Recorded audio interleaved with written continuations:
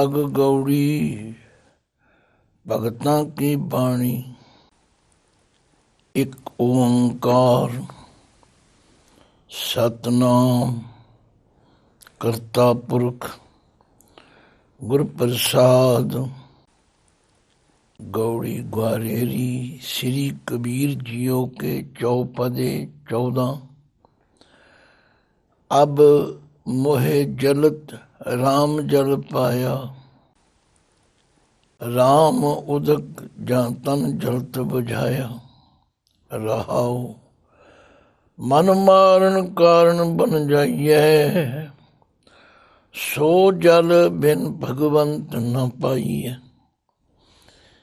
जेह पावक सुर नर है जारे, राम उदक जन जलत उबारे। पाव सागर सुख सागर माही, पीव रहे जल निखुटत नाही।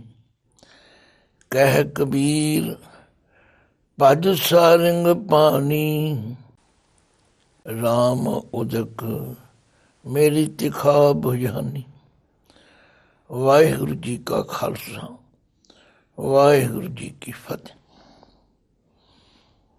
परम सत्कारयोग सतगुਰਾਂ ਦੀ ਸਾਜੀ ਨਿਵਾਜੀ ਸਾਧ ਸੰਗਤ ਜੀਓ, ਗੁਰਬਾਣੀ ਦੀ ਲੜੀਵਾਰ ਵਿਚਾਰ ਵਿਆਖਿਆ ਵਿੱਚ ਗੁਰੂ ਕਿਰਪਾ ਦੁਆਰਾ ਹੁਣ ਅਸੀਂ ਭਗਤ ਬਾਣੀ ਦੀ ਵਿਚਾਰ ਆਰੰਭ ਕਰ ਰਹੇ ਹਾਂ। ਰਾਗ ਗੌੜੀ ਭਗਤਾਂ ਕੀ ਬਾਣੀ। ਰਾਗ ਦਾ ਨਾਮ ਗੌੜੀ ਹੈ ਔਰ ਭਗਤਾਂ ਕੀ ਬਾਣੀ ਇਸ ਲੇਖ ਥੱਲੇ ਹੁਣ ਗੌੜੀ ਰਾਗ ਵਿੱਚ ਭਗਤ ਕਬੀਰ ਜੀ ਦੀ ਅਤੇ ਹੋਰ ਭਗਤਾਂ ਦੀ ਬਾਣੀ ਦਰਜ ਹੈ। ਧੰਨ ਧੰਨ ਗੁਰੂ ਅਰਜਨ ਦੇਵ ਪਾਤਸ਼ਾਹ ਨੇ ਇਸ ਬਾਣੀ ਦੀ ਆਰੰਭਤਾ ਕਰਨ ਸਮੇਂ ਮੰਗਲਾਚਰਨ ਦੇ ਰੂਪ ਵਿੱਚ ਇੱਕ ਓਂਕਾਰ ਸਤਨਾਮ ਕਰਤਾ ਪੁਰਖ ਗੁਰ ਪ੍ਰਸਾਦ, ਕਿਉਂਕਿ ਸਮੇਂ ਸਮੇਂ ਮੰਗਲ ਦੇ ਰੂਪ ਬਦਲਦੇ ਆ ਰਹੇ ਨੇ। ਰਾਗ ਦੀ ਆਰੰਭਤਾ ਸਮੇਂ ਆਮ ਤੌਰ 'ਤੇ ਮਹਾਰਾਜ ਨੇ ਮੂਲ ਮੰਤਰ ਦਾ ਮੰਗਲ ਰੱਖਿਆ, ਪਰ ਕਿਧਰੇ ਉਸ ਤੋਂ ਛੋਟਾ ਹੈ, ਕਿਧਰੇ ਇੱਕ ਓਂਕਾਰ ਸਤਿਗੁਰ ਪ੍ਰਸਾਦ ਹੀ ਹੈ। ਗੱਲ ਕੀ, ਇਹ ਤਾਂ ਉਸ ਵਾਹਿਗੁਰੂ ਅਕਾਲ ਪੁਰਖ ਦੀ ਉਸਤਤੀ ਕਰਨ ਦਾ ਇੱਕ ਤਰੀਕਾ ਹੈ। ਤੋ ਅਰਥ ਤੇ ਲਗਭਗ ਤੁਹਾਨੂੰ ਸਮਝ ਆ ਹੀ ਗਏ ਨੇ ਕਿ ਪਰਮਾਤਮਾ ਇੱਕ ਹੈ, ਸਰਵ ਸ਼ਕਤੀਵਾਨ ਤਥਾ ਸਰਵ ਪ੍ਰਕਾਸ਼ਕ ਹੈ। ਤੇ ਉੱਪਰਲੀ ਕਾਰ ਦਾ ਮਤਲਬ ਹੈ ਸਰਵ ਵਿਆਪਕ, ਸਦਾ ਸਤ ਰਹਿਣ ਵਾਲਾ ਹੈ, ਤਥਾ ਉਸ ਦਾ ਨਾਮ ਸਦਾ ਸਤ ਹੈ। ਕਰਤਾ ਪੁਰਖ ਐਸਾ ਕਰਨ ਵਾਲਾ ਜੋ ਆਪਣੀ ਰਚਨਾ ਦੇ ਵਿੱਚ ਸਮਾਇਆ ਹੋਇਆ, ਔਰ ਗੁਰ ਪ੍ਰਸਾਦ ਗੁਰੂ ਦੀ ਕਿਰਪਾ ਦੁਆਰਾ ਜਾਣਿਆ ਜਾਂਦਾ। ਗੌੜੀ ਗੁਆਰੇਰੀ ਸ੍ਰੀ ਕਬੀਰ ਜੀਓ ਕੇ ਚੌਪਦੇ 14। ਇਸ ਗੌੜੀ ਰਾਗ ਦੀਆਂ ਕਈ ਕਿਸਮਾਂ ਹਨ। ਉਹਨਾਂ ਵਿੱਚੋਂ ਇੱਕ ਗੁਆਰੇਰੀ ਗੌੜੀ ਹੈ। ਸ੍ਰੀ ਕਬੀਰ ਜੀਓ ਕੇ ਚੌਪਦ। ਸ੍ਰੀ ਸ਼ਬਦ ਉਦੋਂ ਵਰਤਿਆ ਜਾਂਦਾ ਜਦੋਂ ਕਿਸੇ ਨੂੰ ਬਹੁਤ ਵੱਡਾ ਸਤਿਕਾਰ ਦੇਣਾ ਹੋਵੇ। ਇਹਦੇ ਅਰਥ ਵਿਦਵਾਨਾਂ ਨੇ ਸੋਭਾ ਸੰਯੁਕਤ ਕੀਤੇ ਹਨ। ਤੋ ਸ਼੍ਰੀ ਕਬੀਰ ਜੀਓ ਕੇ, ਦੇਖੋ ਭਗਤਾਂ ਦਾ ਕਿਤਨਾ ਸਨਮਾਨ ਹੈ, ਕਿਤਨਾ ਗੁਰੂ ਘਰ ਵਿੱਚ ਆਦਰ ਹੈ। ਗੁਰੂ ਸਾਹਿਬ ਨੇ ਆਪਣੇ ਲਈ ਕਿਧਰੇ ਵੀ ਜੀ ਜਾਂ ਜੀਓ ਕੇ ਸ਼ਬਦ ਨਹੀਂ ਵਰਤੇ, ਪਰ ਭਗਤ ਕਬੀਰ ਜੀ ਵਾਸਤੇ ਇਤਨਾ ਆਦਰ ਦਿੱਤਾ ਹੈ ਕਿ ਸ੍ਰੀ ਕਬੀਰ ਜੀਓ ਕੇ ਚੌਪਦੇ 4 ਪਦਿਆਂ ਵਾਲੇ ਸ਼ਬਦ ਸ਼ੁਰੂ ਹੋਣਗੇ। ਤੇ ਨਾਲ ਹੀ ਇਹਨਾਂ ਦੀ ਗਿਣਤੀ ਵੀ ਦੱਸ ਦਿੱਤੀ ਹੈ 14। ਤੋ ਇਸ ਦਾ ਪਾਠ ਕਰਦੇ ਸਮੇਂ ਇਸੇ ਤਰ੍ਹਾਂ ਇਸ ਨੂੰ 3 ਹਿੱਸਿਆਂ ਵਿੱਚ ਵੰਡਣਾ ਹੈ। ਗੌੜੀ ਗੁਆਰੇਰੀ ਸ਼੍ਰੀ ਕਬੀਰ ਜੀਓ ਕੇ ਚੌਪਦੇ 14। ਜੇ ਸਾਹਮਣੇ ਉੱਪਰਲੇ ਸਿਰਲੇਖ ਵਿੱਚ ਇਹ ਅੱਖਰ ਆਉਣ ਤਾਂ ਇਸ ਦਾ ਜ਼ਰੂਰ ਉਚਾਰਨ ਕਰਨ, ਪਰ ਕਈ ਵਾਰੀ ਅੱਗੇ ਚੱਲ ਕੇ ਦੇਖੋਗੇ ਕਿ ਕਈ ਅੱਖਰਾਂ ਦੇ ਥੱਲੇ ਪੈਰਾਂ ਵਿੱਚ ਵੀ ਲਿਖੇ ਹੁੰਦੇ ਨੇ, ਉਹਦੇ ਉਚਾਰਨ ਕਰਨ ਦਾ ਵਿਧਾਨ ਨਹੀਂ ਹੈਗਾ। ਪਰ ਇਹ ਅੱਜ ਤੱਕ ਨਿਰਣਾ ਨਹੀਂ ਕਰ ਸਕੇ ਕਿ ਉਹ ਘਰ ਦਾ ਸੂਚਕ ਹੈ ਜਾਂ ਉਸ ਦਾ ਕੀ ਭਾਵ ਹੈ। ਬੜੇ ਬੜੇ ਕੀਰਤਨੀਏ ਜਿਹੜੇ ਪੰਥ ਵਿੱਚ ਬੜੇ ਮੰਨੇ ਪਰਮੰਨੇ ਨੇ, ਉਹਨਾਂ ਨਾਲ ਵੀ ਇਸ ਸੰਬੰਧੀ ਡਿਸਕਸ਼ਨ ਵਿਚਾਰ ਹੋਈ ਹੈ, ਪਰ ਉਹ ਇਹੋ ਹੀ ਕਹਿੰਦੇ ਨੇ ਕਿ ਘਰ ਦਾ ਸੂਚਕ ਹੈ, ਇਹਨੂੰ ਪੜ੍ਹਨ ਦਾ ਕੋਈ ਵਿਧਾਨ ਨਹੀਂ। ਪਰ ਜੋ ਉੱਪਰਲੇ ਸਿਰਲੇਖ ਵਿੱਚ ਲਿਖਿਆ ਹੋਵੇ ਉਹਦਾ ਜ਼ਰੂਰ ਉਚਾਰਨ ਕਰਨ। ਹੁਣ ਇਸ ਪਹਿਲੇ ਸ਼ਬਦ ਦੇ ਅੰਦਰ ਭਗਤ ਕਬੀਰ ਜੀ ਨੇ ਜਿਸ ਤਰੀਕੇ ਨਾਲ ਪਰਮਾਤਮਾ ਦੇ ਨਾਮ ਦੀ ਮਹਿਮਾ, ਸਿਮਰਨ ਦੀ ਮਹਿਮਾ ਦਰਸਾਈ, ਇਹ ਠੀਕ ਹੈ ਕਿ ਅੱਜ ਤੱਕ ਪੰਥ ਵਿੱਚ ਬਹੁਤ ਸਾਰੇ ਸਟੀਕ ਮੌਜੂਦ ਹਨ। ਮੈਂ ਇਕੱਲੇ ਦਾ ਨਾਮ ਤੇ ਨਹੀਂ ਲੈਂਦਾ, ਪਰ ਦਾਸ ਨੂੰ ਉਹਨਾਂ ਵਿੱਚੋਂ ਬਹੁਤਿਆਂ ਦੇ ਵਿਚਾਰਨ ਤੇ ਦੇਖਣ ਦਾ ਮੌਕਾ ਬਣਿਆ ਹੈ। ਆਮ ਤੌਰ 'ਤੇ ਸਟੀਕ ਦੇ ਟੀਕਾਕਾਰ ਨੇ ਹਰ ਸ਼ਬਦ ਦੇ ਪਹਿਲਾਂ ਕੋਈ ਨਾ ਕੋਈ ਉਥਾਨਕਾ ਲਿਖੀ ਹੈ, ਕੋਈ ਸਾਖੀ ਲਿਖੀ ਹੈ। ਇਹਦੇ ਵਿੱਚ ਕੋਈ ਸ਼ੱਕ ਨਹੀਂ ਕਿ ਸਾਖੀ ਲਿਖਣ ਤੇ ਪੜ੍ਹਨ ਦੇ ਨਾਲ ਪਾਠਕਾਂ ਨੂੰ, ਸਰੋਤਿਆਂ ਨੂੰ, ਵਿਚਾਰਵਾਨਾਂ ਨੂੰ ਥੋੜ੍ਹੀ ਜਿਹੀ ਸੇਧ ਮਿਲ ਜਾਂਦੀ। ਪਰ ਸਾਡੇ ਕੋਲ ਸਮਾਂ ਇਤਨਾ ਸੀਮਤ ਹੈ ਕਿ ਅਸੀਂ ਇਸ ਉਦਮ ਵਿੱਚ ਹਾਂ ਕਿ ਸਾਨੂੰ ਬਾਣੀ ਦੇ ਅਰਥ ਸਮਝ ਆ ਜਾਣ। ਤੋ ਭਗਤ ਕਬੀਰ ਜੀ ਨੇ ਇਸ ਸ਼ਬਦ ਵਿੱਚ ਇਹ ਬਖਸ਼ਿਸ਼ ਕੀਤੀ ਹੈ ਕਿ ਅਬ ਮੋਹੇ ਜਲਤ ਰਾਮ ਜਲ ਪਾਇਆ। ਅਬ ਹੁਣ, ਮੋਹੇ ਮੈਨੂੰ, ਜਲਤ ਸੜਦੇ ਹੋਏ ਨੂੰ। ਹੁਣ ਇਹ ਕਾਹਦੇ ਵਿੱਚ ਸੜ ਰਹੇ ਸਨ? ਇੱਕ ਹੈ ਪਰਮਾਤਮਾ ਤੋਂ ਵਿਛੋੜੇ ਦੀ ਜਲਨ, ਇੱਕ ਹੈ ਤ੍ਰਿਸ਼ਨਾ ਦੀ ਜਲਨ, ਹੈ ਸਾਨੂੰ ਸੰਸਾਰੀ ਲੋਕਾਂ ਨੂੰ ਦੋਵੇਂ ਤਰ੍ਹਾਂ ਦੀ ਜਲਨ ਹੈ। ਤੋ ਭਗਤ ਕਬੀਰ ਜੀ ਕਹਿੰਦੇ ਨੇ ਅਬ ਮੋਹੇ ਜਲਤ ਰਾਮ ਜਲ ਪਾਇਆ। ਰਾਮ ਦੇ ਨਾਮ ਦਾ ਜਲ ਮੈਨੂੰ ਪ੍ਰਾਪਤ ਹੋਇਆ ਹੈ। ਰਾਮ ਉਦਕ ਤਨ ਜਲਤ ਬੁਝਾਇਆ। ਰਾਮ ਦੇ ਨਾਮ ਰੂਪੀ ਉਦਕ, ਉਦਕ ਕਹਿੰਦੇ ਨੇ ਪਾਣੀ ਨੂੰ, ਉਦਕ ਦੇ ਕੱਕੇ ਨੂੰ ਸਿਆਰੀ ਹੈ। ਇਸ ਰਾਮ ਨਾਮ ਦੇ ਜਲ ਨੇ ਤਨ ਜਲਤ ਬੁਝਾਇਆ। ਮੇਰਾ ਸਰੀਰ ਜਿਹੜਾ ਜਲ ਰਿਹਾ ਸੀ, ਉਸ ਜਲਨ ਨੂੰ ਖਤਮ ਕਰ ਦਿੱਤਾ ਹੈ ਰਾਮ ਦੇ ਨਾਮ ਰੂਪੀ ਜਲ ਨੇ। ਹੁਣ ਸਾਧ ਸੰਗਤ, ਜਲਨ ਦੇ ਭਾਵ ਜੋ ਹਨ ਉਹ 2 ਰੂਪਾਂ ਵਿੱਚ, ਇੱਕ ਹੈ ਪਰਮਾਤਮਾ ਦੇ ਵਿਛੋੜੇ ਦੀ ਜਲਨ, ਇੱਕ ਹੈ ਤ੍ਰਿਸ਼ਨਾ ਦੀ ਜਲਨ।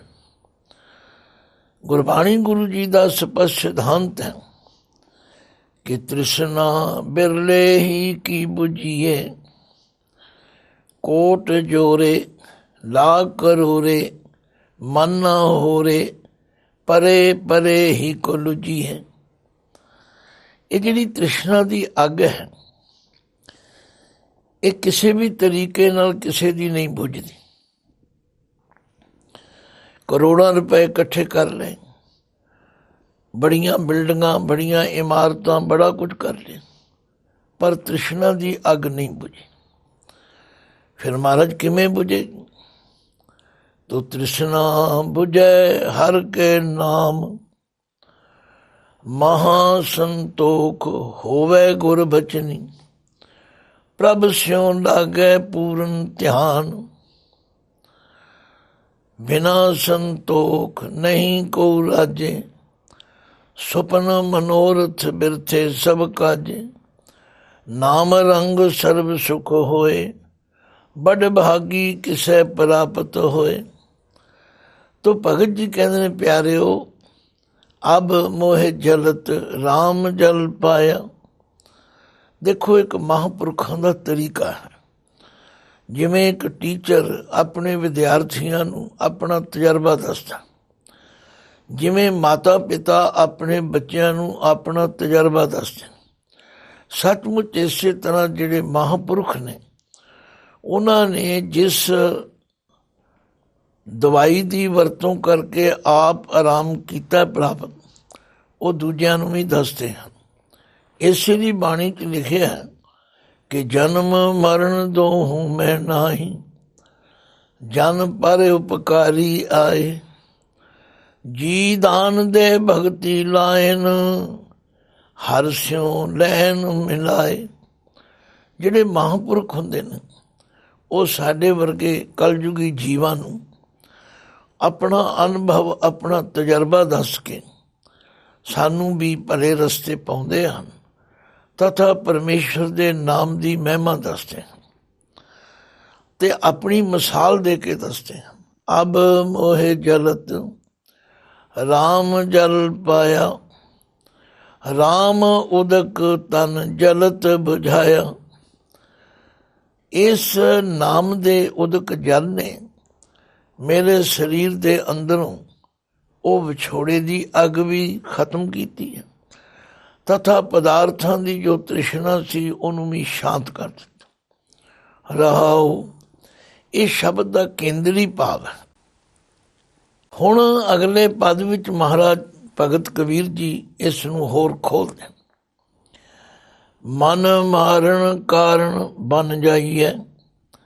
ਆਖਿਆ ਇਸ ਮਨ ਨੂੰ ਵਸੀਕਰਨ ਕਰਨ ਵਾਸਤੇ, ਕਾਬੂ ਕਰਨ ਵਾਸਤੇ ਲੋਕ ਜੰਗਲਾਂ ਵਿੱਚ ਜਾਂਦੇ ਹਨ, ਘਰ ਛੱਡ ਦਿੰਦੇ ਹਨ, ਪਰਿਵਾਰ ਛੱਡ ਦਿੰਦੇ ਹਨ, ਜੰਗਲਾਂ ਵਿੱਚ ਚਲੇ ਜਾਂਦੇ ਹਨ ਕਿ ਅਸੀਂ ਜੰਗਲਾਂ ਵਿੱਚ ਜਾ ਕੇ ਮਨ ਨੂੰ ਕਾਬੂ ਕਰ ਲਵਾਂਗੇ। ਭਗਤ ਜੀ ਕਹਿੰਦੇ ਨੇ, ਮਨ ਮਾਰਨ ਕਾਰਨ ਬਣ ਜਾਈਏ, ਸੋ ਜਲ ਬਿਨ ਭਗਵੰਤ ਨਾ ਪਾਈਏ। ਉਹ ਜਿਹੜਾ ਪਰਮਾਤਮਾ ਦਾ ਨਾਮ ਰੂਪੀ ਜਲ ਹੈ, ਉਹਦੇ ਸਿਮਰਨ ਤੋਂ ਬਿਨਾਂ ਕਿਵੇਂ ਵੀ ਪ੍ਰਾਪਤ ਨਹੀਂ ਹੋ ਸਕਦਾ। ਬੜੇ ਲੋਕ ਜੰਗਲਾਂ ਨੂੰ ਚਲੇ ਗਏ। ਭਗਤ ਜੀ ਨੇ ਆਪ ਲਿਖਿਆ, ਗ੍ਰਹਿ ਤਜ ਬਨ ਖੰਡ ਜਾਈਏ, ਚੁਨ ਖਾਈਏ ਕੰਦਾ, ਅਜੋਂ ਵਿਕਾਰ ਨ ਛੋੜਈ, ਪਾਪੀ ਮਨ ਮੰਦਾ, ਕਿਉਂ ਛੂਟੋਂ ਕੈਸੇ ਤਰੋਂ, ਭਵਜਲ ਨਿਧ ਭਾਰੀ, ਰਾਖ ਰਾਖ ਮੇਰੇ ਬੀਠੋਲਾ, ਜਨ ਸ਼ਰਨ ਤੁਮਾਰੀ। ਆਖਿਆ ਭਾਈ ਜੰਗਲਾਂ ਵਿੱਚ ਜਾ ਕੇ ਇਹ ਮਨ ਕਦੇ ਕਾਬੂ ਨਹੀਂ ਆਉਂਦਾ। ਇਹ ਤਾਂ ਪਰਮਾਤਮਾ ਦੇ ਨਾਮ ਸਿਮਰਨ ਦੁਆਰਾ ਹੀ ਉਸ ਭਗਵੰਤ ਪਰਮਾਤਮਾ ਦੀ ਪ੍ਰਾਪਤੀ ਹੋ ਸਕਦੀ। ਦੇਖੋ ਆਪਣਾ ਤਜਰਬਾ ਵੀ ਦੱਸ ਦਿੱਤਾ ਤੇ ਸਾਨੂੰ ਪ੍ਰੇਰਨਾ ਵੀ ਕੀਤੀ। ਗੁਰਮਤਿ ਵਿੱਚ ਤਾਂ ਜੰਗਲ ਵਿੱਚ ਜਾਣ, ਘਰ ਛੱਡਣ ਦੀ ਗੱਲ ਨੂੰ ਬਿਲਕੁਲ ਹੀ ਨਿਖੇਧ ਕੀਤਾ, ਕਿਉਂਕਿ ਗੁਰਬਾਣੀ ਦਾ ਫੈਸਲਾ ਹੈ, ਨਾ ਮਨ ਮਰੈ ਨਾ ਮਾਇਆ ਮਰੈ, ਜਿਨ ਕਿਛ ਕੀਆ ਸੋਈ ਜਾਣੈ, ਸ਼ਬਦ ਵਿਚਾਰ ਭਉ ਸਾਗਰ ਤਰੈ। ਆਖਿਆ ਮਨ ਅਤੇ ਮਾਇਆ ਇਹ ਦੋਵੇਂ ਮਰਨ ਵਾਲੀਆਂ ਚੀਜ਼ਾਂ ਨਹੀਂ ਹੈ। ਇਹਨਾਂ ਨੂੰ ਅੱਜ ਤੀਕਰ ਕਿਸੇ ਨੇ ਮਾਰਿਆ ਨਹੀਂ। ਹਾਂ, ਗੁਰੂ ਦੇ ਸ਼ਬਦ ਦੀ ਵਿਚਾਰ ਕਰਕੇ, ਗੁਰੂ ਦੇ ਦੱਸੇ ਹੋਏ ਰਾਹ 'ਤੇ ਚੱਲ ਕੇ ਇਸ ਮਨ ਨੂੰ ਕਾਬੂ ਕੀਤਾ ਜਾ ਸਕਦਾ। ਤੋ ਮਨ ਮਾਰਨ ਕਾਰਨ ਬਣ ਜਾਈਏ, ਸੋ ਜਲ ਬਿਨ ਭਗਵੰਤ ਨ ਪਾਈਏ। ਫਿਰ ਦੂਜੇ ਪਦ ਵਿੱਚ ਇਸ ਮਾਇਆ ਦੀ ਵਿਆਪਕਤਾ ਤਥਾ ਸ਼ਕਤੀ ਦਾ ਜ਼ਿਕਰ ਕਰਦੇ, ਜੇ ਪਾਵਕ ਸੁਰ ਨਰ ਹੈ ਜਾਰੇ। ਹੁਣ ਜੇ ਦਾ ਉਚਾਰਨ ਵੀ ਜੇ ਕਰਨਾ, ਇਹ ਬੜੀ ਮੁਸ਼ਕਲ ਆਈ ਹੋਈ ਹੈ। ਕੋਈ ਇਹਨੂੰ ਜੈ ਬੋਲ ਦਿੰਦਾ, ਕੋਈ ਕੁਛ ਬੋਲ ਦਿੰਦਾ, ਨਹੀਂ। ਇਹਦਾ ਇੱਕ ਨਿਯਮ ਹੈ, ਜਿੱਥੇ ਜੱਜੇ ਨੂੰ ਸਿਹਾਰੀ ਹਾ ਹੋਵੇ ਉੱਥੇ ਜੇ ਬੋਲਣਾ, ਜਿੱਥੇ ਜੱਜਾ ਹਾਏ ਨੂੰ ਸਿਹਾਰੀ ਉੱਥੇ ਜੈ ਬੋਲਣਾ, ਜਿੱਥੇ ਜੱਜਾ ਹਾਹਾ ਮੁਕਤਾ ਹੋਵੇ ਉੱਥੇ ਜਾਂ ਬੋਲਣਾ। ਤੋ ਜੇ ਪਾਵਕ ਸੁਰ ਨਰ ਹੈ ਜਾਰੇ, ਜਿਸ ਅੱਗ ਨੇ ਨਾ ਕੋਈ ਦੇਵਤੇ ਬਖਸ਼ੇ ਨੇ, ਨਾ ਮਨੁੱਖ ਬਖਸ਼ੇ ਨੇ। ਭਾਵ ਇਸ ਤ੍ਰਿਸ਼ਨਾ ਰੂਪੀ ਅੱਗ ਦੇ ਅੰਦਰ ਸਾਰੇ ਲੋਕ ਸੜ ਰਹੇ। ਰਾਮ ਉਦਕ ਜਨ ਜਲਤ ਉਭਾਰੇ। ਫਿਰ ਇੱਥੇ ਉਦਕ ਦੇ ਕੱਕੇ ਨੂੰ ਸਿਹਾਰੀ ਆਇਆ। ਰਾਮ ਉਦਕ, ਰਾਮ ਦੇ ਨਾਮ ਰੂਪੀ ਜਲ ਦੇ ਨਾਲ ਜਨ ਜਲਤ ਉਭਾਰੇ। ਜਨ ਦਾ ਮਤਲਬ ਹੈ ਸੇਵਕ, ਦਾਸ। ਜਿਨ੍ਹਾਂ ਨੇ ਪਰਮਾਤਮਾ ਦੇ ਨਾਮ ਰੂਪੀ ਜਲ ਨੂੰ ਵਰਤਿਆ ਹੈ, ਉਹ ਉਬਾਰੇ, ਉਹ ਇਸ ਤ੍ਰਿਸ਼ਨਾ ਦੀ ਅੱਗ, ਤਦਾ ਵਿਛੋੜੇ ਦੀ ਅੱਗ ਵਿੱਚੋਂ ਸੜਨੋਂ ਬਚ ਗਏ। ਇਹਦਾ ਮਤਲਬ ਕਿ ਪਰਮਾਤਮਾ ਦਾ ਸਿਮਰਨ ਹੀ ਐਸਾ। ਧੰਨ ਗੁਰੂ ਤੇਗ ਬਹਾਦਰ ਸੱਚੇ ਪਾਤਸ਼ਾਹ ਵੀ ਫਰਮਾਉਂਦੇ, ਖੋਜਤ ਖੋਜਤ ਤਤ ਵਿਚਾਰਿਓ। ਭਾਈ ਅਸੀਂ ਤੇ ਖੋਜ ਖੋਜ ਕੇ ਨਿਚੋੜ ਕੱਢੇ। ਜੇ ਕਿਸੇ ਨੇ ਇਸ ਅੱਗ ਤੋਂ ਬਚਣਾ ਹੈ, ਉਹ ਪਰਮਾਤਮਾ ਦਾ ਨਾਮ ਹੈ। ਤੇ ਨਾਮ ਕਿੱਥੋਂ ਮਿਲੇਗਾ? ਪਾਤਸ਼ਾਹ ਗੁਰੂ ਅਰਜਨ ਦੇਵ ਜੀ ਫਰਮਾਉਂਦੇ ਨੇ, ਬਿਸਰ ਗਈ ਸਭ ਤਾਤ ਪਰਾਈ, ਜਬ ਤੇ ਸਾਧ ਸੰਗਤ ਮੋਇ ਪਾਈ। ਨਾ ਕੋ ਬੈਰੀ ਨਾ ਹੀ ਬੇਗਾਨਾ, ਸਗਲ ਸੰਗ ਹਮ ਕੋ ਬਣਿਆਈ। ਜਿਨ੍ਹਾਂ ਨੂੰ ਗੁਰੂ ਦੀ ਸੰਗਤ ਪ੍ਰਾਪਤ ਹੋ ਗਈ, ਉਹਨਾਂ ਦੇ ਅੰਦਰ ਇਹ ਤ੍ਰਿਸ਼ਨਾ ਦੀ ਅੱਗ, ਇਹ ਈਰਖਾ ਦੀ ਅੱਗ, ਕਿਉਂਕਿ ਅੱਗਾਂ ਵੀ ਕਈ ਤਰ੍ਹਾਂ ਦੀਆਂ। ਜੇ ਗੁਰਬਾਣੀ ਪੜ੍ਹੀਏ ਤਾਂ ਕਈ ਤਰ੍ਹਾਂ ਦੀਆਂ ਅੱਗਾਂ ਦਾ ਜ਼ਿਕਰ ਆਉਂਦਾ ਹੈ। ਇਹ ਠੀਕ ਹੈ, ਵਿਦਵਾਨਾਂ ਨੇ ਸਾਡੀ ਸਹੂਲਤ ਵਾਸਤੇ 4 ਅੱਗਾਂ ਦਾ ਵਰਣਨ ਕੀਤਾ। ਦਉ ਅਗਨੀ, ਦਾਵਾ ਨਾ ਲਗਨੀ, ਬੜਵਾ ਨਾ ਲਗਨੀ, ਜਠ ਰਗਨੀ, ਪ੍ਰਤੱਖ ਅਗਨੀ। ਪਰ ਬਾਣੀ ਵਿੱਚ ਲਿਖਿਆ, ਹੰਸ ਹੇਤ ਲੋਭ ਕੋਪ, ਚਾਰੇ ਨਦੀਆਂ ਅੱਗ। ਕਈ ਤਰ੍ਹਾਂ ਦੀਆਂ ਅੱਗਾਂ ਹਨ, ਆਪਾਂ ਇਸ ਗਿਣਤੀ ਵਿੱਚ ਨਾ ਪਈਏ। ਇੱਥੇ ਭਗਤ ਜੀ ਉਸ ਅੱਗ ਦਾ ਜ਼ਿਕਰ ਕਰ ਰਹੇ ਨੇ, ਜਿਸ ਅੱਗ ਨੇ ਨਾ ਦੇਵਤਿਆਂ ਨੂੰ ਨਾ ਮਨੁੱਖਾਂ ਨੂੰ ਕਿਸੇ ਨੂੰ ਛੱਡਿਆ ਹੀ ਨਹੀਂ।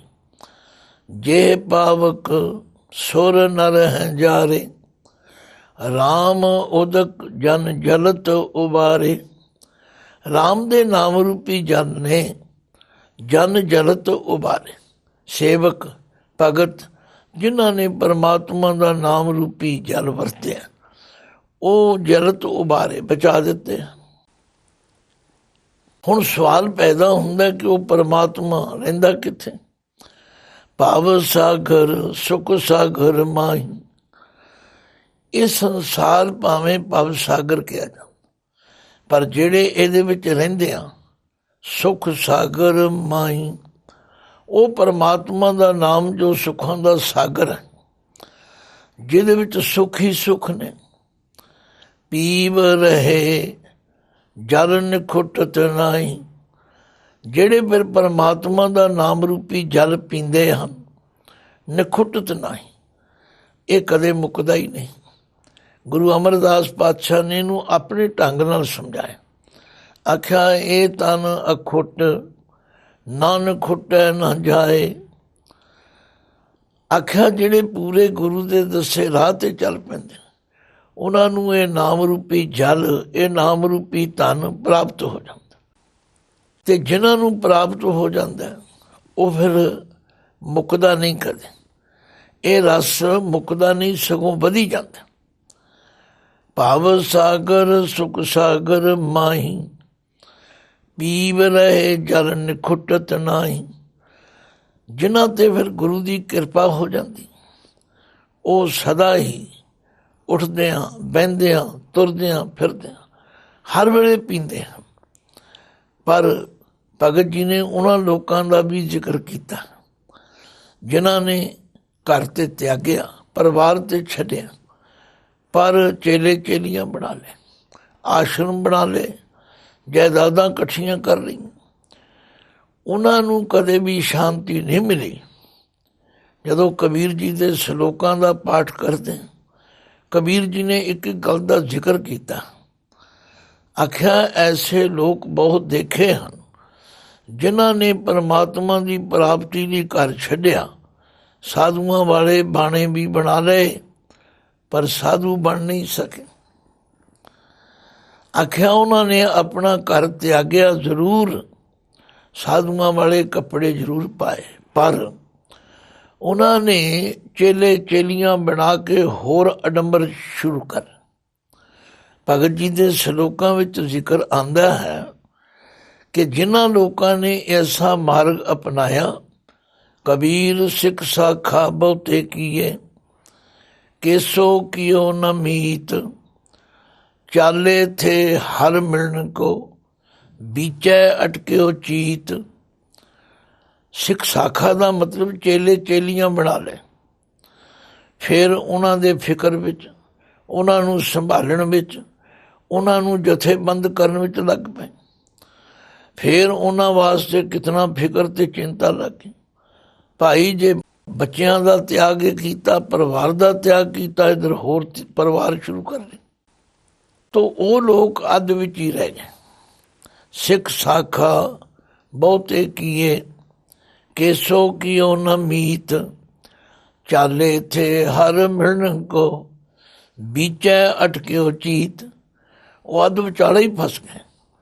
ਤੋ ਸਰਲ ਸ਼ਬਦਾਂ ਵਿੱਚ ਭਗਤ ਜੀ ਸਮਝਾ ਕੇ ਅਖੀਰ ਵਿੱਚ ਆਪਣਾ ਫੈਸਲਾ ਦੱਸਦੇ, ਕਹਿ ਕਬੀਰ ਭਜ ਸਾਰਿੰਗ ਪਾਨੀ, ਰਾਮ ਉਦਕ ਮੇਰੀ ਤਿਖਾ ਬੁਝਾਨੀ।